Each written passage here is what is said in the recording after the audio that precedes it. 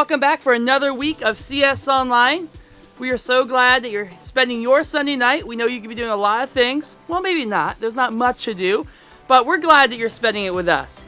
There's no better way to spend my Sunday night than hanging out with you guys here on CS Online, and especially Zoom groups, my favorite part of the night. But hey, before we jump into things, I'm just sitting outside. This is actually a gazebo in my backyard, my development here. You can see a cool pond over here, which is awesome. I haven't tried to swim in it yet, but if this quarantine goes on for too long, I might jump in there this summer. I don't know. No, I'm just kidding. But tonight, as we get started, super exciting things coming up this next week on May 8th from 7:15 to 8:15. We're doing an interactive Bible study, and everyone's allowed to join. Anyone who wants to come can come. It's a whole different way of studying the Bible that's really interactive. So we're going to be asking a lot of questions. You'll be looking at it together, and we'll be jumping through and looking at a psalm that talks about fear and courage, especially during all this time of fear that we're experiencing. It's a really great passage to study, and hopefully you learn something new about studying the Bible. So anyone's allowed to join. Again, May 8th from 7:15 to 8:15. We would love to see you there.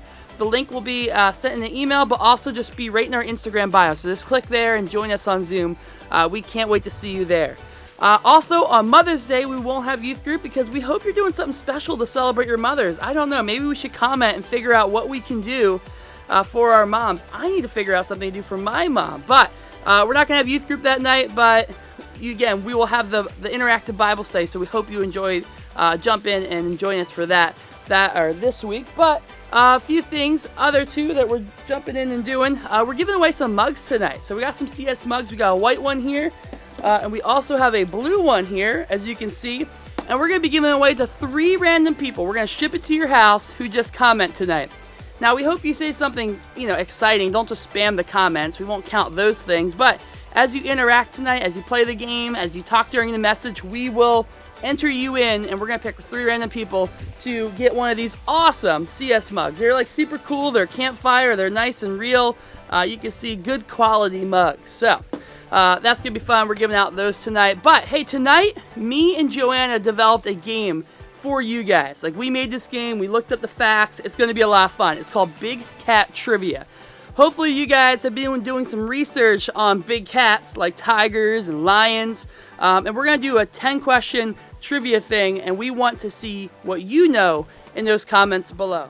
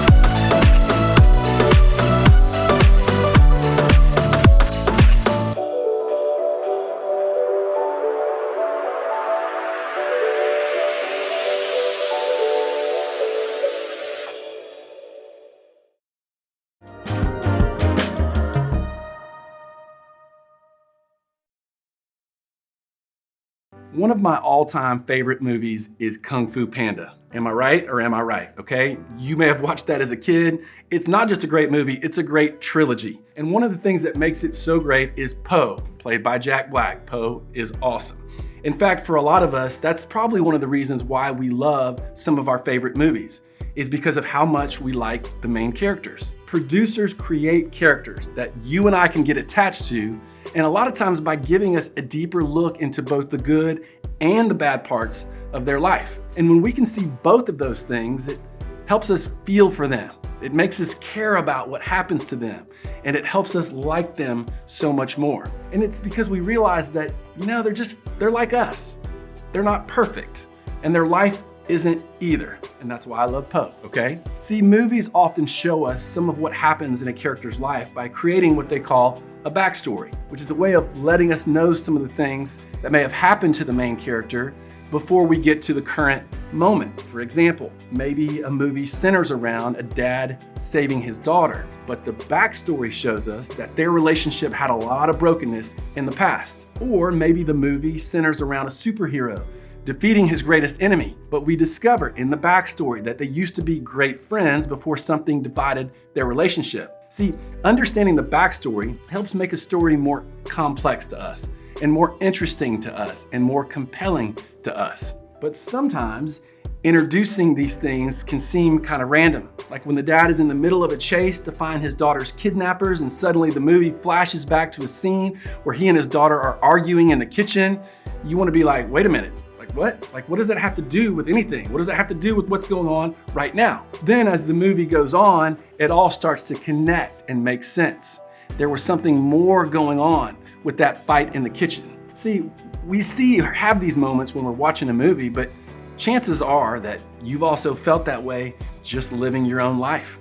Like there are moments in our real life stories that make us ask the same questions because we get a plot twist, because there's conflict going on, because something hits us out of nowhere and we're like, what's happening? Like, what is the point of me going through this? We're talking about difficulties. We're talking about pain and struggle and problems, the things that will be a part of our backstory one day. But as for now, they're in our current story. For some of you, they're in your story right now. And when we're in the middle of them, they make us feel overwhelmed, powerless, and sometimes even make us want to just give up entirely. And in this series, What to Do When You Don't Know What to Do, which I will give you is a long title, we've been talking about exactly what the title suggests. What to do when you and I do not know what to do. And today we are talking about what to do with our difficulties, our pain, and our struggles. And maybe more than anything else, these things can leave us not knowing what to do. But before we can even ask the question, what do I do? We often ask ourselves just why in general? Why is this happening to me? Why am I going through this? Why is this happening right now? Just like a movie that flashes back to a scene that doesn't seem to make any sense at the moment, difficulties can make us feel the same way. Difficulties, they often feel random. Sometimes they feel pointless or feel completely unnecessary. Sometimes we see the point after the fact when it's part of our backstory, but we don't see it right now. For example, maybe you have a broken friendship, but looking back, you realize that the friendship, it led you to make some bad decisions. In fact, you may not even have liked that version of yourself very much when you were in that friendship. So even though it felt bad at the time, you're now actually glad that it happened. Sometimes we even see the point in the moment while the difficulties are actually happening. For example, maybe you found yourself struggling in a class and it was on you. You weren't putting in the effort. You got called out by your teacher and all of a sudden there was a lot of heat on you to get your grade up in that class. So even though it wasn't fun, you knew having someone else tell you what you already knew was what you needed. So sometimes we see it looking back, sometimes we see it in the moment, but most of the time things that don't feel good just seem pointless. Like if your mom or dad loses their job and that means your family has less money, which means you can't buy some of the things you're used to buying, or your parents are having a hard time making ends meet and life for your family gets way harder. It's like, why? What is the point of that? I mean, there could be a million examples of this, but the point is we've all had an experience that hurts and feels pointless in the moment. Whether it was not making a team, not getting the part in the musical, going through drama with friends or family, we've all asked ourselves, why me, when we go through these things? And if you're like me, there's usually not many good answers in the moment. And what's worse, in real life, unlike the movies, our difficult circumstances usually don't get a pretty bow tied on them as we walk through them. It's not like the credits roll and everybody's happy and everyone lives happily ever after. It doesn't always work like that in real life. The outcome may not turn out how we want them to. And in those times, it can be really difficult for us to see any point behind our pain, to find hope despite the hurt, or to find the determination to keep going despite the difficulties. But here's the good news. When we find life confusing or difficult, we can actually learn what we can do by looking at people who have handled similar situations. That's actually an incredible tool for us when we're in the middle of difficulties. And that, my friends, brings us back to the life of Joseph. See, we've been looking at some events in Joseph's life. The account of his journey is found in the Old Testament of the Bible, which basically means he lived before Jesus walked the earth. And here's a recap. Joseph was sold into slavery by his own brothers. He was taken to a foreign land, which was Egypt, where he was forced to work for a high-powered official. Then he was falsely accused of doing something he didn't do and was thrown into prison. Okay, so from free man to slave to prisoner. If anyone had earned the right to ask, what is the point? Why is all of this happening to me? It was Joseph. And that's where we pick up. Joseph is in jail for a crime he didn't commit. And in jail, he makes some new friends. Check it out. Sometime later, the cupbearer and the baker of the king of Egypt offended their master, the king of Egypt. Pharaoh, who was the king of Egypt, was angry with his two officials, the chief cupbearer and the chief baker, and put them in custody in the house of the captain of the guard in the same prison where Joseph was confined. So Pharaoh is the boss of all of Egypt. If he got mad at you and wanted you thrown into prison, that's where you'd go, even if you hadn't done anything wrong or illegal. And that's what happened to these two guys. They were thrown into prison with Joseph. The story continues. After they had been in custody for some time, each of the two men, the cupbearer and the baker of the king of Egypt, who were being held in prison, had a dream the same night, and each dream had a meaning of its own. When Joseph came to them the next morning, he saw that they were dejected. So he asked Pharaoh's officials who were in custody with him in his master's house, "Why do you look so sad today?" "We both had dreams," they answered, "but there is no one to interpret them." Then Joseph said to them, "Do not interpretations belong to God? Tell me your dreams." Okay, so there is a lot happening here. Remember, Joseph is in prison for a crime he didn't commit. And even in this really difficult situation, Joseph continues to honor God. The men told Joseph their dreams, and with God's help, Joseph told them what they meant. And then what Joseph said would happen actually happened. Based on the dream the chief cupbearer had, Joseph said that he would be restored to a favorable position, and he was. As for the chief baker, Joseph said he would not have the same luck, and he didn't. So listen, these stories are like kind of wild. They're out there. If you want to know more, you'll have to read the whole story for yourself because it's fascinating and it's awesome. But you would think, given what Joseph had done to help the cupbearer out, it would have made some sense for the cupbearer to speak up and say, "Thank you, Mr. Pharaoh, for restoring my position. I just want you to know that I was locked up with this guy who interpreted my dream to perfection. I know you have dreams that you need interpreted from time to time, so you may want to think about getting this dude on staff ASAP." But that's not what happens. The story tells us the cupbearer forgot about Joseph altogether. He got out of jail and he went on with his life. Ouch, okay? But over time, as Joseph was waiting in jail for his friend to remember him, he realized that not only did his friend forget him, what he did to help his friend didn't help his situation at all. I'm sure he was tempted to wonder, what was the point of all that? Like, that seemed like God was intervening to get me out of here, and it didn't help my life get any better at all. Like, has God forgotten about me? I thought that I did what was right, and I'm still here in jail for something a crime I didn't commit in the first place. I would be frustrated. But then, 2 years later, Pharaoh had two dreams that troubled him. He desperately searched for someone on his staff who could interpret them, but no one could. And that's when the cupbearer remembered Joseph. So Pharaoh called for Joseph, who interpreted the dream with incredible accuracy. And as a result, eventually Joseph was made second in charge of all of Egypt. And under Joseph's leadership, Egypt survived a terrible famine, would eventually put Egypt in a position to save Joseph's family and other people from his homeland who were suffering from the famine. It was 2 full years before the cupbearer even remembered Joseph. And even when Joseph was promoted to a position of incredible power, he was still living in a foreign land.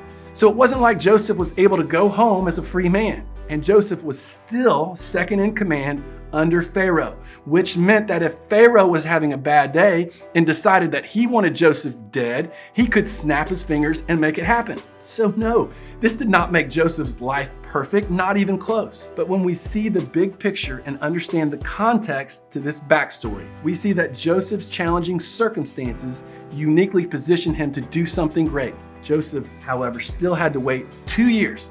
All the good things that happened in Joseph's world didn't make those bad things okay, and they didn't make those 2 years seem to go any faster. Being promoted to second in command didn't undo the challenges he faced leading up to that, but at the same time, those difficult circumstances positioned him and prepared him for something great, something only he could do. And the same is true for you and me. Difficult things can happen in your life, and it's important to remember that God does not cause hard things to happen. Because of sin, things happen that aren't fair, that don't make sense, and sometimes things that you should never have to deal with. But God can take those things and use them for something so much greater than you can see. And we know that in all things, God works for the good of those who love Him, who have been called according to His purpose. It may not seem to make things all better, and it may not even make sense yet, but God is in the business of taking our hurt, difficulties, and pain, and giving them a purpose and giving them a meaning. In other words, when you don't know what to do, remember that your problems can position you for a purpose. Let me say that again. When you don't know what to do, remember that your problems can position you for a purpose. This doesn't mean we can tie a bow on all challenging things. It doesn't mean everything will be fixed and go back to being how it was before everything bad happened. It just means that we can leave room for God to tell a new story in our difficult circumstances. It means we can have confidence in God's ability to redeem things, to know that good can come from bad. It means that the bad stuff doesn't get the last word. The worst things we experience aren't the end of our story. In fact, they could be part of something more, another greater purpose that we wouldn't have been able to see otherwise. So when you and I, when we go through pain and we can't see the purpose yet, here are some things that I believe can help us get a bigger perspective. And the first thing is to remember that no one else has your life story. Your difficult circumstances are not fun, but they are unique to you. They put you in a position to learn and to grow and discover things that no one else can. God is using your tough stuff to shape you into the beautiful, unique person that He wants you to become. And that's not going to make it any easier, but it may give you a perspective outside of the pain. And another thing is to remember that your story can interact with others. Although no one else has your life story, many people do face similar circumstances. And listen, you could be a voice to help them through their own challenges and pain, a help you would not have been able to give if you hadn't gone through it yourself. So when you go through family drama, you can help people who are going through family drama. When you go through a hard breakup, you can understand how someone else feels when they're going through a hard breakup. When you deal with a sickness, an illness, or an injury, you can relate to people who are going through the same thing. When you have doubts and questions in your faith, you can show grace and compassion to people who are asking questions of their own. You can become a person who looks around, sees other people's struggles, and says, "Oh, you feel that? Yeah, me too. Oh, you've experienced that? Yep, I've been there. Can I tell you my experience? Can I share kind of what helped bring me through that?" The truth is, the next best thing to having something fixed for us is having someone who has been through it too. Having someone who has been through it walk alongside our mess with us. And look, when we can be that voice of encouragement for someone else because of our experiences, That is a real win, one that gives our pain some perspective and some purpose. Do not miss the power in that. Joseph went through pain that felt pointless. But when we see his backstory, we see that God used his problems and positioned him for a purpose. His unique experiences put him in a role that only he could fill. But it didn't feel good in the moment. No, it was difficult. But he held on to God. He relied on God's strength, and he trusted that God saw the bigger picture. And he allowed the struggles and difficulties of Joseph's life to uniquely position him to be used by God. It didn't mean they went away, but it meant he knew there was more to what he was experiencing than what he saw where he was. And the same is true for you, and the same is true for me. And listen, the same is true for the people around us.